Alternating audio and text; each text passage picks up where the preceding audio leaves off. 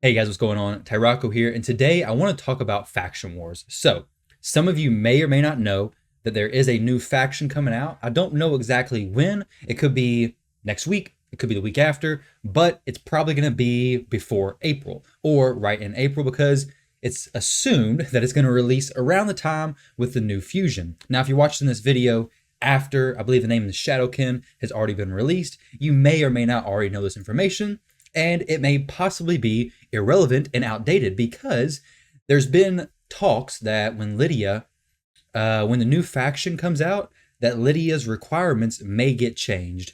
And I don't honestly see a reason why her requirements should get changed. I would really like for Plarium to just leave her requirements at 819 stars.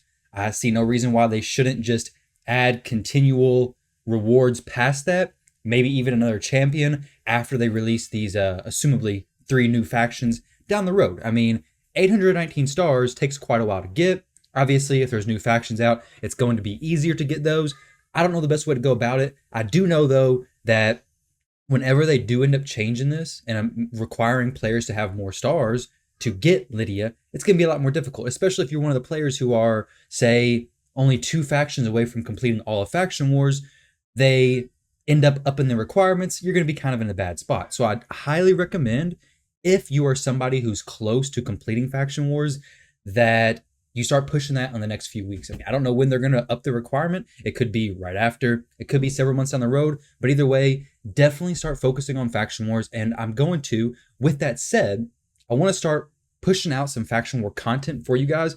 So let me know what you would like to see the most. Is it specifically team compositions that are fairly accessible? Is it specific stages like stages 19, 20, 21? Or is it specific boss stages? Let me know. I'd be more than happy, whether it's specific factions, whatever it may be, guys. Leave it in the comment section down below. It doesn't matter if you're the only person who wants to see that content or not. It definitely gives me ideas, because if you think you're the only person, you're probably not. There's probably a lot more people struggling with the same thing that you are. But today, I want to go over the 2 things that were the most pivotal in taking me from struggling with Faction Wars to still struggling with Faction Wars, but being able to actually finish the last few levels. So Bannerlords was my very last faction to complete.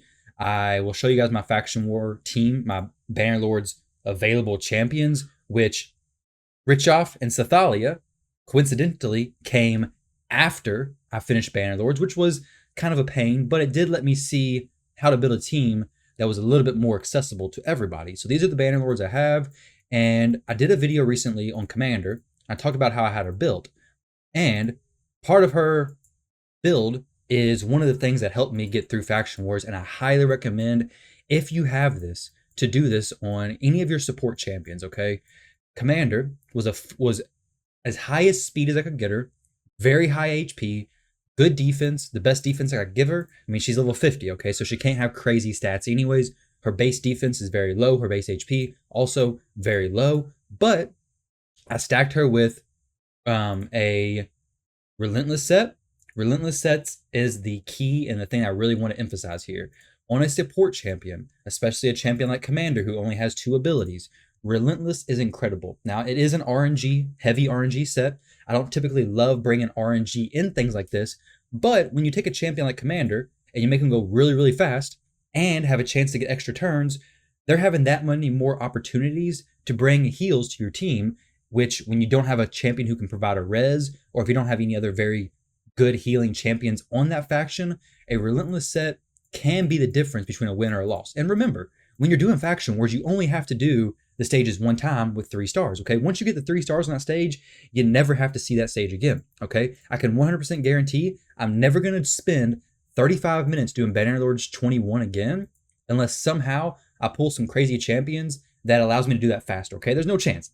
35 minutes, that was insanity, all right? So Relentless sets. Let me tell you a few of the champions that were incredible for me with Relentless sets. So we have Commander down here. Also, Seneschal, another champion who's level 50, okay? Pretty low level, but I had him in a full Relentless set. Obviously, I don't have him in that now because, like I said, once I finish Bannerlords, I'm kind of just done with that. I'm going to build up my Sathalia and my Richoff and get them to go into Bannerlord stage 20, farm that a little bit faster. But for the initial clear, I did use these level 50 champions, and I do have that video, which I do need to get edited down to post that to share with you guys, that it is achievable with relatively low champions, especially champions with no masteries. And I'm going to jump into which champions kind of need their masteries, which champions need their books, and so on and so forth. Back to that whole thing, which was, what do you find most valuable? What would help you out the most with clearing faction wars? And those are the questions I want to answer.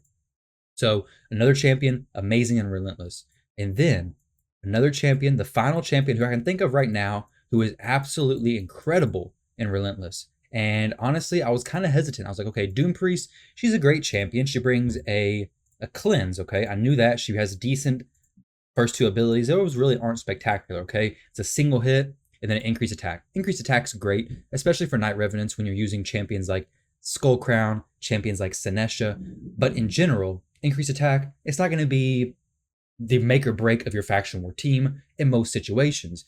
And I've always looked at Doom Priest as a cleanse champion, but for some reason I always overlook heals all allies by 7.5% of their max HP. All right, so if you make Doom Priest really fast, you throw her in a relentless set, then she's getting that chance to proc extra turns back to back to back. And when she's already going over 200 speed, like I said, try to make her as fast as you can, throw in Relentless, and she's going to be healing left and right. It's going to be incredible, okay? Doom Priest isn't necessarily a spectacular healer. I mean, 7.5% heal on her turn is great, but it's not nearly as good as when you have her super fast and that 18% chance to get an extra turn to do that extra 7.5% heal. And when she can even proc that a few times, which is incredible. And that's just an extra benefit on top of that cleanse, okay? So the levels where you need a cleanse, and this stuff obviously works in regular dungeon content, okay? You can use this on Dragon, incredible. Spiders, incredible. Agrath, another very good set to use just in general in the game. Like I said earlier though, I'm not typically a huge fan of RNG sets, but on support champions like this, the Relentless set was probably the biggest thing to help me through faction wars. Just throw it on my champions, and it doesn't matter. This is kind of transitioning into the point number 2, which is move your gear around, okay? Like I said earlier, you only have to complete these stages one time, all right? So for example, High Elves. Let's see what champions I have. So my High Elves, very, very lacking in damage, but my Arena Nukers, they're very, very good in damage, all right? If I knew I only had to complete this stage one time, I hadn't had 3 stars on it yet, pretend I didn't have all the supports you would ever need, and I only had to complete it one time, what I would do is I would take the gear off of my Arena Nuker. Granted, it is expensive to consistently do that and very annoying, but if we look at champion like Vergus, okay, say I needed a little bit extra damage, I could take the gear off of Vergus, put the gear from, say, Seal of the Drakes. Seal of the Drakes is a champion who I have pretty good gear on, so Vergus is looking at relatively decent stats, low defense, decent speed, but I take some of the gear from Seal of the Drakes, a lot more defense, looking a lot better, but I just move her best pieces to Vergus. It'll cost about 1 million silver. It's definitely not something cheap, but you only have to do it one time. So as long as you have your core structure of your team down, take the gear from your other champions who are geared specifically for higher end content, your arena champions, your Dragon 20 champions, whatever champions are being used in speedruns, your clan boss champions. It's not hard to remember who you took the gear from. So just make that swap, get the 3 stars, and get Lydia. I highly recommend doing this, guys, because if you can get Lydia before the new faction's released, you're going to be much better off than if you wait and try to figure out when the new star requirements are going to happen. Now, I know a lot of you guys are pretty far from getting Lydia, but it's definitely worth it. Let me show you a few of my teams that I've built since getting Lydia, maybe give you guys a little bit extra motivation. So this team in particular, I hate that I clicked it so fast just now. This team in particular, I believe was made by Deegs. I learned about it from Gallon. He came in my stream and said, hey, you have the champions to build this team. And I was a little bit hesitant on whether I had the gear or not, because Lydia does have to be pretty fast for this team, like 295 speed, I think. So it's definitely a team that's not low gear requirements, but it's not terrible. And this run goes anywhere between about 35 seconds, I think, maybe 39 seconds to about a minute and 10, depending on how the RNG hits. I mean, sometimes she doesn't land her decreased defense and weaken. Sometimes we don't get the turn meter reduction when we should. It's very variable. And sometimes the Helm Smasher don't proc. I believe I have Helm Smasher on both Cold Hearts. But overall, Anything less than a minute on Fire Knight is very fast, okay? So this is a good example of a Fire Knight run, and I actually included Lydia in my Spiders team as well. And you may be looking at this thinking, why do you have Lydia and Venus?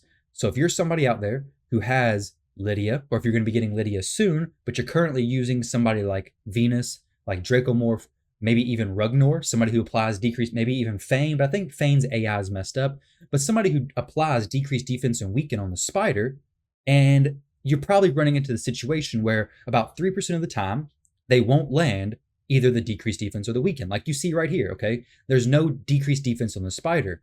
Well, Venus comes in, uses her decreased defense and weaken, which means once my nukers, my Cold Heart, and my Ruler Guard take their turn, the Spider's going to have the decreased defense and weaken already applied, and we're going to be able to kill the Spider no problem. So it's a very, very consistent 30-second run. Whereas before, when I was using Lydia, sometimes she would land the decreased defense and weaken, sometimes she wouldn't. I mean, it is only like about 3% chance. I'm not for sure exactly what the percentage breaks down to, since it does have a chance to miss the decreased defense and or the weaken. But when you have Venus or another decreased defense champion going right after them, it makes that chance of getting this run to work very, very solid. Now let me go in here and check this real quick, because I believe Rugnor will do exactly the same thing. And I can use him right now. So if I went ahead and just threw Rugnor in here, maybe you already have Rugnor. Hopefully you do. He's going to help out a lot when it comes to actually going through the Dwarves Crypt. He was huge in helping me get through it. So I'll throw Rugnor in here. Maybe he does his abilities right. He may or may not. I'm not 100% sure, but we'll see how he plays out. He's another Void Affinity champion, and you could essentially build the same team. Royal Guard, not 100% needed. Just throw another Cold Heart in here, and you should be perfectly fine. Obviously, I do love Royal Guard. Rugnor does do that correct ability. This AI works perfectly fine. Royal Guard does clear out the Spiders, so you may have to build your Cold Hearts with higher HP if you didn't have a Royal Guard, but you could still make this team work. So Rugnor, very good substitute for Venus. Now, granted, Venus does have an HP burn, so it does help in the small chance that you don't apply the decreased defense and weaken, but this is a very solid team, okay? So 30-second Spiders. If you're not already doing 30-second Spider team, there you go. Another good motivation to get Lydia. My last team, she does help a lot on Ice Golems. I haven't actually built a team for Ice Golem with her in it, I don't believe. Yeah, nothing. I've just been trying to solo it with him. Don't pay attention to that. Drexstar's, he's a work in progress right now, okay? I tried soloing dragons with him. It didn't really work. Now, this is my team for dragons. It's about a minute team. Not super fast, but I got Venus in there to kind of pick up any possible like inconsistencies, because Venus can almost solo dragon. I know Scratch did a video recently on Venus actually soloing the dragon. I don't have the gear to do that yet with Venus, or not comfortably, so I'm not taking that route, but knowing that she can solo the dragon 100% by herself, obviously that's what solo is, it's very, very comfortable to throw her in this team with Lydia. It's a more of a speed run, I guess, but then if the team all falls apart somehow, because we don't have any supports here, then Venus can pick up the slack and go ahead and finish out the dragon. So hopefully those faction war tips help you guys out with maybe moving up a few stars this week, next week, whatever it may be, before the new factions actually released. Let me know down below what faction war content will help you out the most, whether it's building new teams, whether it's who to book, who not to book, who do you need to take to 50, who do you need to take to 60? Overall, just what's going to help you guys the most, and that's the kind of content I would like to provide, along with the unique champion builds, which I really do enjoy making. So thank you guys very much for watching this video. I hope you took something from it, and don't forget to like, comment, and subscribe, and I'll catch you in the next one.